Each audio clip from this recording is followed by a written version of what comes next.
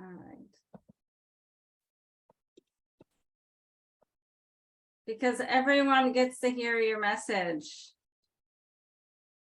Excellent.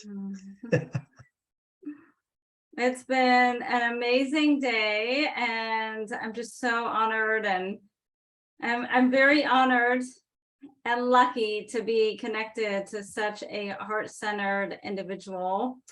We have James Gardiner here as a champion for conscious leadership and walking each day of adult life with our younger selves. Being a leader for momentum and growth is something that has come very natural to him. And it doesn't come very natural to many, but I believe that we're all leaders at heart when we come into this world. With his over 2 decades of hands-on experience in personal and business growth, he is motivated to help people face their challenges, uncover their truth, and reconnect to the wonder of youth. They can truly live the life of dreams by design. I mean, you have such a extensive background, from business to theater to the stage to video to executive hospitality to being an Olympian. I mean, really, what is next, and how did you find yourself to where you are today? Well, thank you. Thank you. First off, thank you for that lovely introduction. Thank you for allowing me to be part of this amazing experience for you and the community at large. Life sure has a lot of experiences for us, that's for sure. And I've been able to really experience a lot of different things, Carrie, and with that, grow to understand how each of those experiences has served me as I keep moving forward in life. And with the work I do now, a lot of the things that you mentioned, they're interwoven into how I show up and how I create relatable context or discussions with clients, with colleagues, with the speaking that I do. I think for me, one of the great things that's allowed me to find that kind of relatable bridge to a lot of different people, different types of people. Yes, your common thread through your entire life, I know, has been connection. It has. We're built on the currency of relationships. That is really the strength of this world that we live in, and understanding that every connection, no matter how small or insignificant it is, on the other side of that is a forward move into something for ourselves. And, as being an author now, reliving a lot of that in my book journey and writing a memoir about my life, it's really strengthened that understanding for me that all life is a series of micro connections, truly. So I would love to dive deeper into this, because it has been a common theme of the interwovenness of looking back, hindsight, right, on our lives. Like everything eventually makes sense in this web, but in the moment, sometimes it doesn't make sense. So in the sense of everything is interwoven through a connection.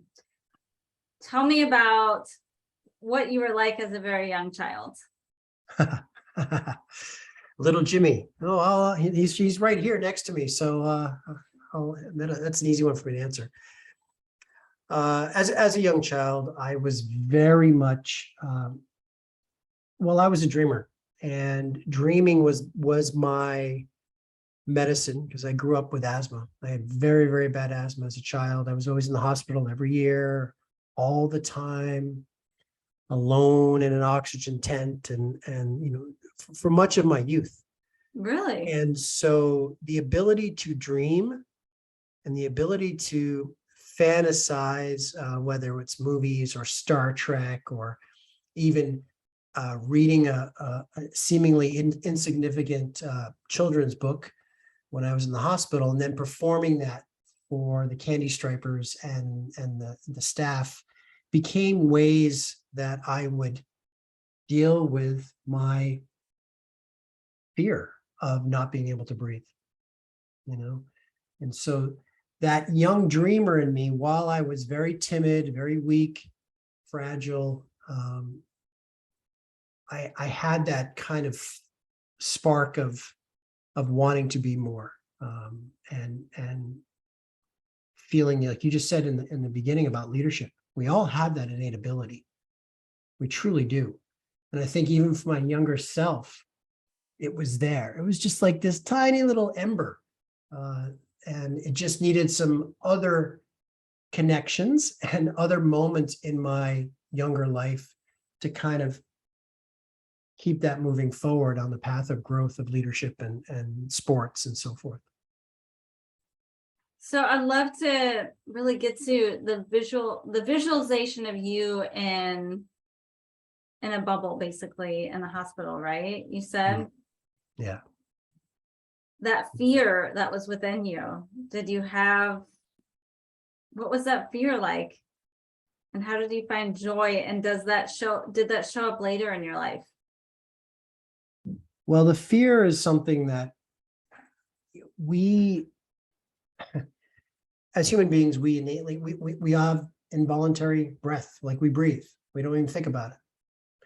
And that's something, though, that when that gets taken away from us, it's very traumatic because we take it for granted, as among other things. But for a young kid, not being able to breathe and having his mom, my mother would wake up and give me adrenaline shots in the back of the arm, and then we'd have to do what I call in my book the breath dance, where my mom would move me side to side, trying to calm my breathing. And if it doesn't subside, then down to the hospital we go. And then the wizard behind the curtain, because it was my whole Wizard of Oz little Jimmy fantasy moment, he would appear and determine whether or not I had to go upstairs to the land of Oz and try to find my courage, if you will. And so it was lonely. And that reliving that through writing my story allowed me to realize that I've been on a constant quest of comfort in my life because of that. And that manifested itself through my life's travels, through whether it was, like I was talking earlier about, performing, right? So that was I could escape. So my escape as a kid was the applause or the smiles of others, as they're gathered around the hospital bed as I'm reciting this pirate mouse story, and that was the seedling of self-worth associated externally, right? And so that led to their down the road, being in the entertainment industry and being an actor and in New York and LA and wanting that. And so egoically, I might add, but in the journey of middle age, it's really reflecting back and seeing all these beautiful cause and effect moments. Because I think at the end of the day, we all need to take ownership and acceptance over our lives. With that comes so much freedom, power, and grace.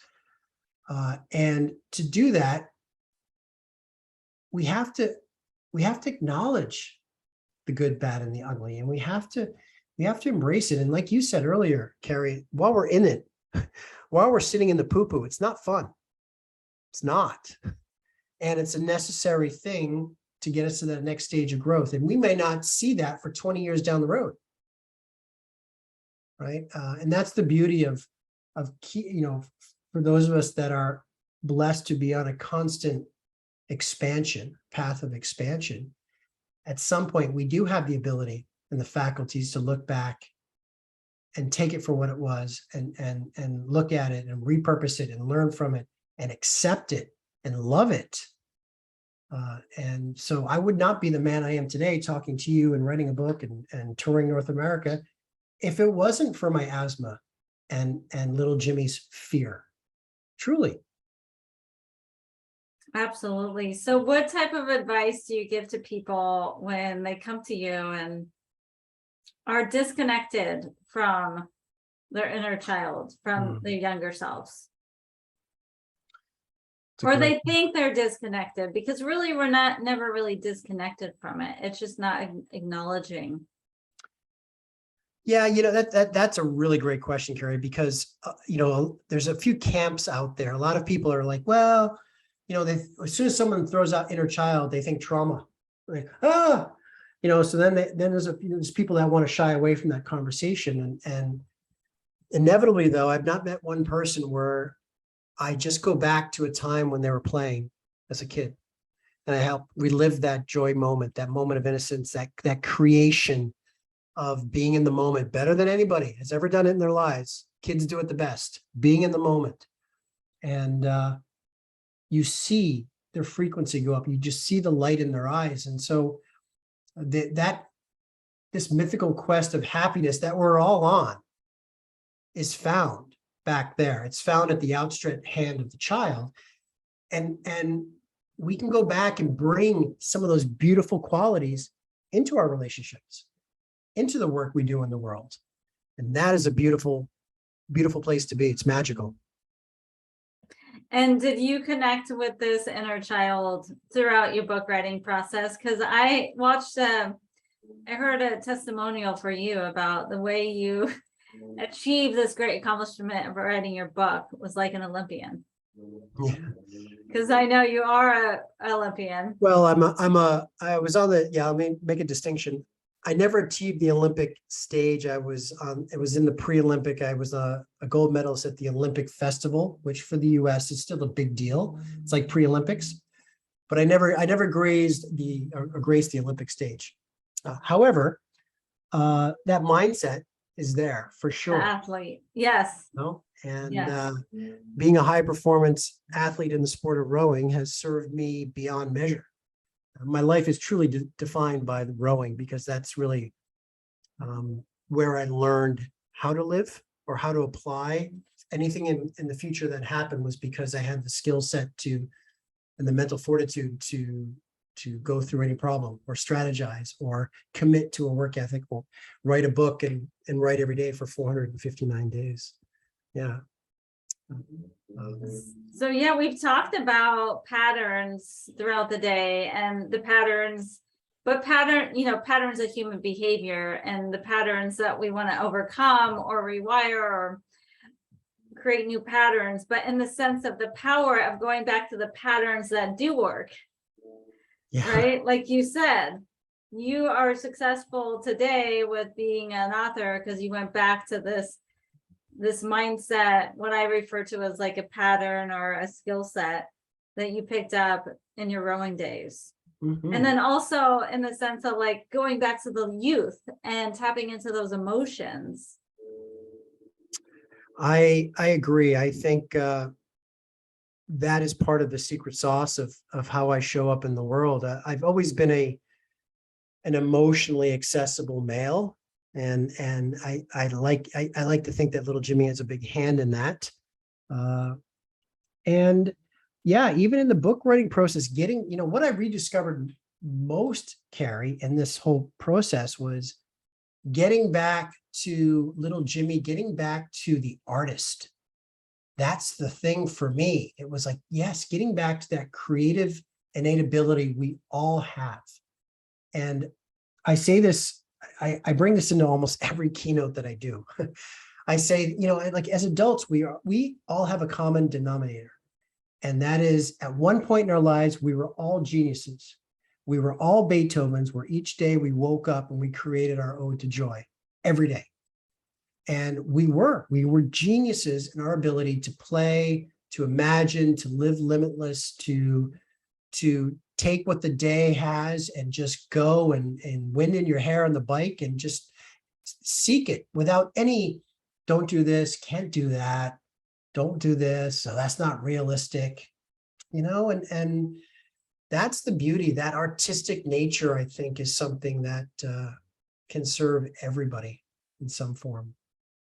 There's such a common theme that I've heard from all speakers today, and it goes back to tapping into creativity. And this is one of my main beliefs, is that when we tap into creativity, is when we are accessing our higher self, when we're accessing joy, where we create abundance, where we create what we're really set out here to create. So this tapping into creativity, I love that you brought that up, because yes, if you hear it once, it's off. If you hear it 2 times, maybe that's just a fluke. But when you hear it like from 7, 8 people, I know. And you know what I love what you just said too, that pathway to our higher self or self-actualization, in a sense, is really a full circle journey back to the purity and that creativity of youth. That's really it. It's like we're going in and we're finishing the loop, because really children are pure. If you think about it, they are, before they start to get programmed, before they get corrupted by the negativity and the adult world, that's truly a sense of purity. And I feel that is a sense of self-actualization. So in my head, in James's world, self-actualization is truly me walking hand in hand with my younger self in adult life, truly. So every conversation, there's an old and young wisdom. There's a perception, old and young, and how I coach and how I speak and how I do my thing and how I play and how I show up. That to me is, for me, that's stepping into my higher self. and you embody that every area, and that is congruency, right? Yeah. That's authenticity. It's the only way to Well, it is. be. Yeah, it's the It only way is. to be. Misalignment always shows itself some way, somehow. It does. So I know you're leader, you love leadership, and I love leadership. Like we talked a little bit about this yesterday, about, to you, what does conscious leadership mean to you? Well, it's heart-led leadership. It's really leading with love in all we do. So whether that's, first taking leadership over ourselves, which has to be step one before we can effectively lead others, of course. It is, too many leaders stand up in my opinion, too many leaders, or the old idea of a leadership is to stand on the summit of Everest and yell and shout down to base camp, trying to get people to come up. And I truly feel that conscious leadership is getting down there and going up with your team, and being part of that, whether it's hands at the back, hands by the side, and then sometimes, gently pulling you forward. That's conscious leadership. The days of the armchair generals sitting up on the hilltop in business, that's going out the way of the dinosaur. Absolutely. So this self-led leadership. So you say it starts with self-love. Absolutely. Right? You have to.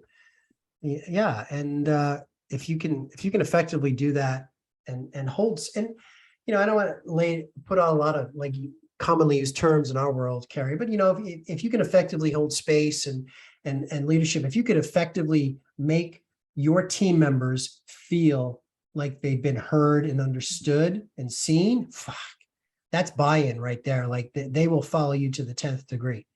And that simple art or dance of conversation is still something that it's hard for people to grasp. And I work with business owners, and they're great, but man, you think they could have allow an employee to be seen? It's challenging, because yeah, it starts with self, right? So it just is like full circle back to your whole message about the inner child, and our inner child gets to be seen, heard, and understood, and nurtured, and loved.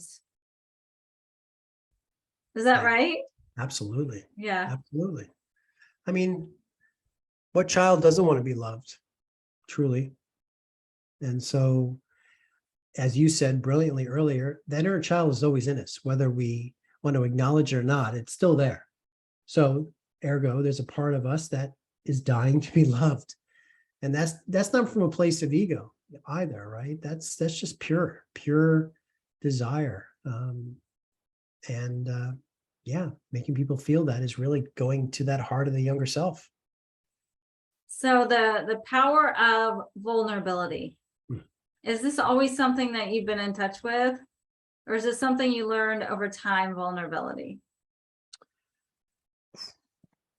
I think it's both for me, Carrie. I think vulnerability has perhaps come easier to me than some because of my childhood with asthma and never being really good or good enough in sports or having the physicality or things like that. So I think I had a different, maybe a slightly open relationship with that word back then. In what ways? Like, because I feel like vulnerability also is this term that people are throwing around, and there's so many layers to it. Well, yeah, I mean, vulnerability to me is the ultimate test of strength, ultimate show of strength, excuse me. Okay. However, back in the early days, before I was, mentally advanced, if you will, I was just as a child, like my big thing too, and this is something that I uncovered in the book journey was I didn't realize this is crazy, but I didn't realize how a simple steel chair has come to be a beacon of vulnerability for me. And well, I'll give you some context. As a young kid in asthma, I was very weak and I could play sports, but I was never really good, or I didn't have the staying power to play sports. In middle school, when boys and girls are starting to really notice each other, little Jimmy's thing was, well, hey, all the girls, all they do is want athletes.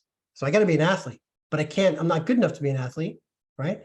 And then, the mythical in middle school, you got two things. You got school lockers and the dance. You got right. And your life changes forever. And so for me, middle school dance, and on the floor of the cafeteria on either side were rows of steel chairs up against the wall. And that was what we called single alley, where the boys and girls sat where no one wanted to dance with them. And that is where Jimmy parked his keister all the time. And so there were many times where, I would go home from school dances and I remember crying to my parents that no one wants to dance with me because I'm not an athlete. Right. And so I would have those vulnerable conversations. It wasn't really yielding any strength yet. But it was just like I was one of those, I guess, kids that would voice what he was feeling in the moment, as opposed to not, or letting it fester, if that makes sense. Absolutely. I mean, how many people don't voice what they're feeling? Oh, exactly. And that is not healthy, right? It's like toxins in the body. That's just negative energy stewing around. So do you help clients with activating their voice, really connecting with their inner child? Yeah, even with the yes. So even with the business owners, like the entrepreneurs and small business owners that I work with, I do work with getting back to their truth. So my big thing is truth, and inner child is very synonymous. So, getting back to the true essence we were before we were told we can't, or we shouldn't, or we don't do this, don't do that. So that's a lot of the work that I do. And then, I have my own things of bringing core values and a childlike compass that I bring in terms of how then do we uncover that truth? When that ultimate truth lands, trust begins. How do we create ownership and acceptance over everything? And then how do we then have a child compass to then walk us out of the jungle, in my case, in terms of whatever event someone's dealing with, to really step into that authenticity of what they were designed, or who they were designed to be. So I do a lot of that. I do a lot of that work. I do a lot of connecting back to the side of the street on the play and adventure and the fun and the joy and that creative spark.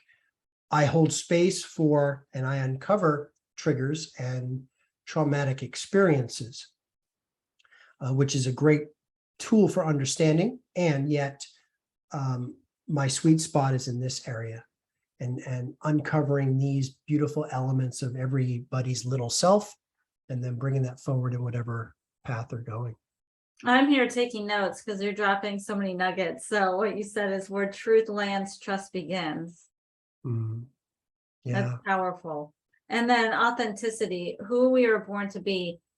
If someone is like, I am authentic, but they're getting feedback that they're inauthentic, right? Because I think authenticity is that some people put on so many masks Mm. that they forget who they really were born to be or who they really are. So where does it begin, the Yeah. journey to authenticity? Well, you're spot on. I mean, it's 100% accurate there. And that is why, for me, I use the term jungle. I use the term jungle event. I think we have jungle events in our lives. For me, in my book, I've woven in this jungle event, which in reality was 2 years of me going into the jungle of my mind to deconstruct all of this superficial external validation and association of self-worth, to really get back to that purity. And so that takes a while. We are a convenience-based culture. So anybody that's on a self-growth journey, there is no magic pill. And there's no magic pill for anything, truthfully. So it's a process, Carrie. And people ask me, my jungle event too was coming to terms in middle age, being unhappy in life, being unhappy in a marriage, unhappy as a father, as a husband,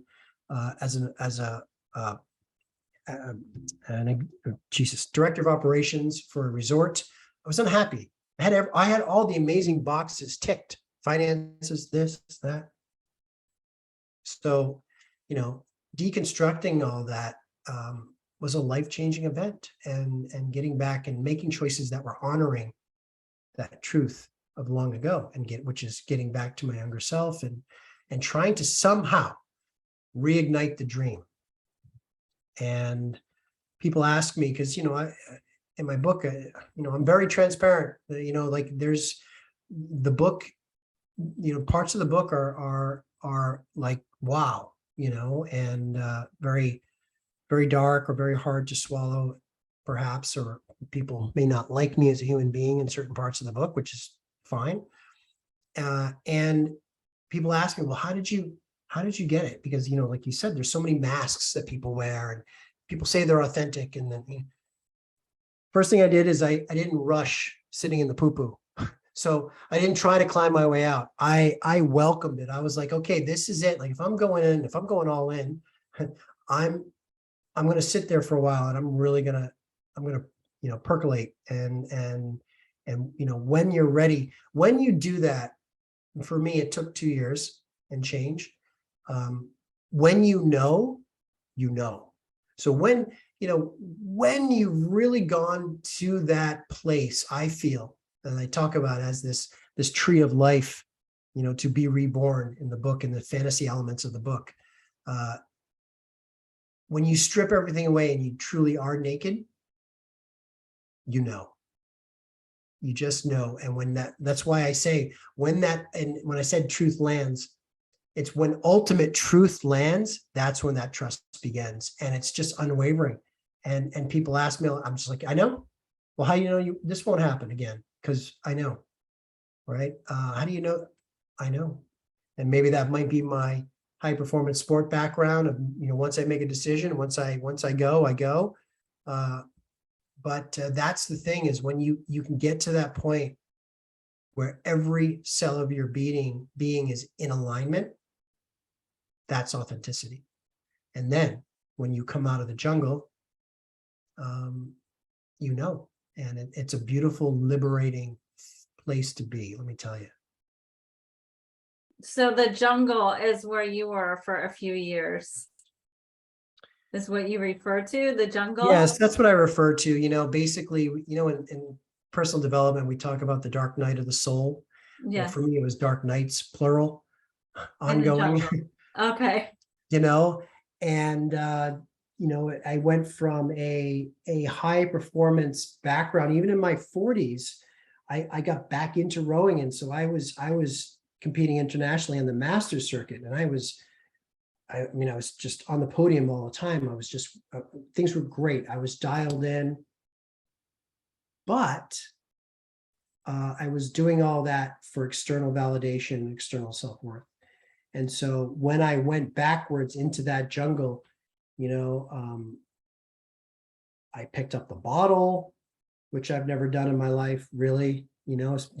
Coming off, I was training 16 hours a week for rowing in my 40s, right? That's what Olympians do. I mean, and I'm doing this as a master's athlete. And then I go completely the other way. I go for basically in the first year, I didn't even work out ever. And all of that. So it was some dark, introspective times with light, with glimmers of light. And it's not, that's the tail end of the book, then in getting out of the jungle. And yes, it ends in a happy ending. But it's a journey.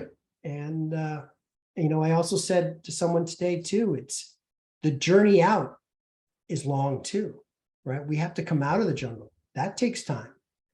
We have to navigate and things getting thrown in front of us that we have to question. Does that serve the new me? No. Bye-bye. So it takes work and it takes time. Absolutely. I mean, it takes a lot of courage, clarity, commitment. Well, pain, pain is a great motivator. Pain is a messenger. It is. Yes. And for recovering addicts out there, they always talk about when they can finally make that change, it's because the pain is just too much. Outweighs the pleasure. And that's what will make them facilitate a long-lasting change. So in my case, the pain was just, a life of maybe not achieving the dream that little Jimmy wanted, or understanding, or all of that. So my pain was different. It wasn't an addiction pain, or maybe it was addiction to self-worth associated with the love and affection of others and the accolades of others. So that would have been, I guess, my addiction. Yeah. The external validations. And, we get to a point, people get to a point where they wear so many masks, you forget who you really are. Well, which mask, and studying the human behavior and psychology, the old way of learning and teaching this was you play a different role in each area of your life and you put on a different hat. You do. And that was one of the things that I learned, Carrie, was, first off, being in that acting world for so many years and being around celebrities and interacting with them and, having candid conversations, which I talk about in my book. Most of them are the most insecure people you ever meet. And the acting is their escape, where they can get into a character and feel that confidence, or feel alive. And while I did experience that, I also, from a positive standpoint, realized that all the different life experiences were also roles for me on the stage of life, and have enriched me. And I say that every actor, that no matter what role, they always take a piece of that role with them back into their own DNA. And it enriches their soul somehow, some way.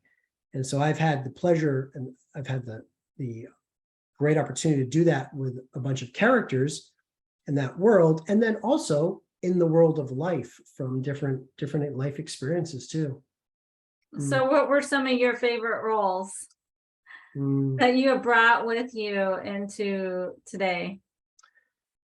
Yeah, that's a really good one. When I first moved to New York, I did a one-man show that ran for 9 months in New York City off Broadway. And I played 3 characters. And it was a story of a story, but the 3 characters were uniquely different. And completely different personalities. So it's interesting now revisiting that, because I go into that. It has a dedicated chapter in the book, and kind of like the actor psyche behind these roles and so forth. I've taken each one of those characters with me, and their viewpoints, their charisma, their vulnerability, their black and whiteness, one particular character. And again, I think it just allows me different lenses with which to view situations as they arise in my life. I played actually my favorite role, I'll just tell you, my favorite role that I played was a young priest. His name was Father Rivard, and it was from a play called The Runner Stumbles, and it was made into a movie starring Dick Van Dyke back in the late 70s, maybe early 80s. And it takes place at the turn of the century, and it's this priest who gets smitten by one of the nuns, and tuberculosis goes through the monastery or the rectory or whatever, and so the nun has to live in the quarters with the priest, and he falls in love, and then the nun gets murdered, and so it becomes a who did it, and he starts to question his own psyche. And anyway, it was really at a time in my life where I had just had 2 failed relationships where women that were higher up in this, let's say celebrities in the making, let's just say that, they left me because I was the starving artist, So I had this failed love thing going through the actor underneath the priest, and it was just this really powerful experience, for a show that ran just for a handful of weeks off Broadway. But every night was a defining moment at the end where he sees the ghost of the nun as he's coming to terms with losing her and finding out that she was murdered by one of the other nuns and things like that. But in that moment of character and actor living as one, I was reliving a lot of these failed relationships, and it was just a powerful moment. In my book, I'm a Daniel Day-Lewis fan, so he's my favorite actor. So I always said that I wanted to have my DDL, my Daniel Day-Lewis moment on stage, in film, whatever. And I found it in that role. And I said, I found my DDL moment, even if it's drifted off into obscurity from a play that no one remembers. It's just a beautiful Well, you moment. remember. I do. Yeah. Yeah, you carry that with you the rest of your life. Yeah. And I'm sure that everyone else does remember. I would like to think so. I mean, it was a moment when I looked past the fourth wall there, the imaginary fourth wall, and I saw everyone that I could see in the first 3 or 4 rows had their white tissues to their nose and their eyes. So there was definitely some movement happening, powerful movement happening. Yeah. So I would love to hear what's next for you and how people can reach out to you. I did leave like the link to your book in the chat. I'm going to leave it on Facebook. And how can people reach out to you? Sure. Yeah, I am available in a myriad of places. My website first is theherowithin.ca. So theherowithin.ca. You'll find out more about me, more about the book, my upcoming tour. There's obviously you can get in contact with me on there. You can find me on all the social platforms at James Gardiner. Your tour, you have a tour. Tell me about your tour. Yeah. So the tour's kicking off at the end of October. I'm doing a handful of in-store events here in Greater Vancouver. Okay. And then I'm flying back to New England. So back to Rhode Island, where I'm from, in the States. And that's where the book starts, the journey of the book and so forth. So the tour kicks off in Rhode Island. I'm doing some speaking gigs and book signings on the East Coast, then heading down to New York City for some stuff there, because it's following the chronological order of the book. Oh, awesome. So it's New England and New York. Then I come home for the holidays here. Then I'm going to go back to LA and continue on there in January, up to Vancouver. And then I'm also going to do Calgary and Toronto. So it's going to be about the next six to 7 months of North America. And then we're starting to organize the UK component too, because I've always been drawn to the UK. And I said when I started writing this book, because of my Scottish background, I am going to go and I'm going to tour with this book and I'm going to see the UK and I'm going to make it work some way, somehow. So that's going to happen too. Beautiful. Conscious creator. Yeah. You created that. So the book, if someone wants to write a book, what's the first step of advice you'd give them?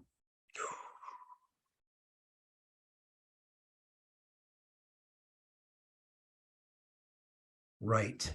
First off, honor that. Number one, don't go into the mind of, what do people care about what I have to say or this. Just start writing. Start writing. The structure, the backbone, the storylines, that will all come. What happens is when you commit to writing, there's a beautiful thing called creative alchemy that happens, and the magic starts to get infused. And then the book takes directions that you never thought. And that can only happen by committing to writing. And so you don't have to have it all laid out. You don't have to have, there's a million ways to do it. Every author is unique, right? Some create a backbone and a structure and story outlines, and some just start writing and then start to kind of look 2 steps ahead or 3 steps ahead. I will say this, Carrie, I feel everyone, and I mean this, everyone would be better off if they wrote their own life story. They don't have to publish it. But I tell you, the lessons learned, the memories rekindled, the pure joy and feeling alive has never been more powerful for me than in that 2 years of writing this book.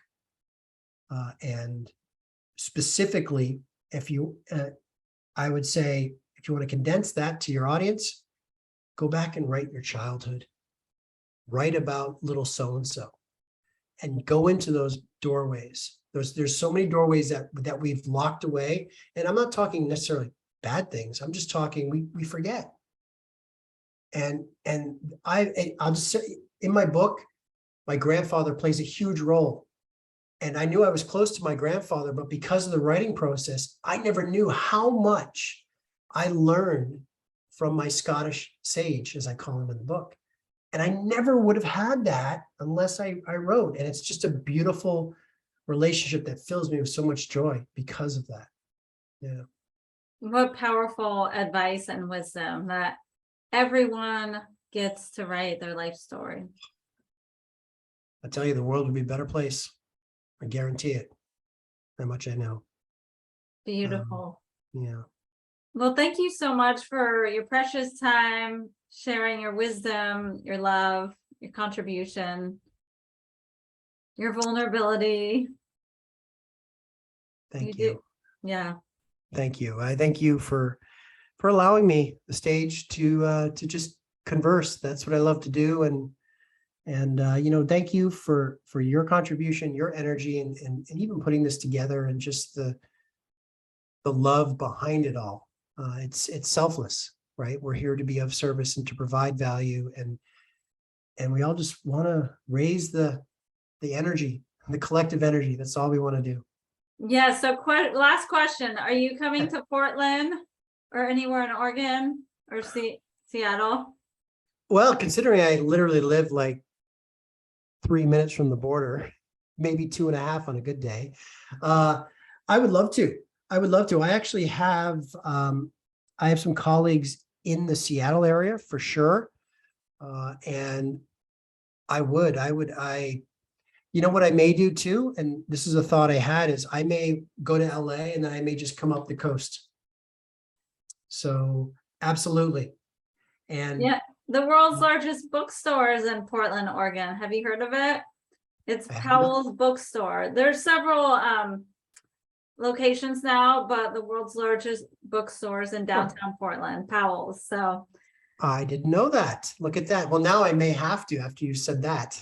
yeah, they put authors and speakers on hold the past few years, but it's probably back.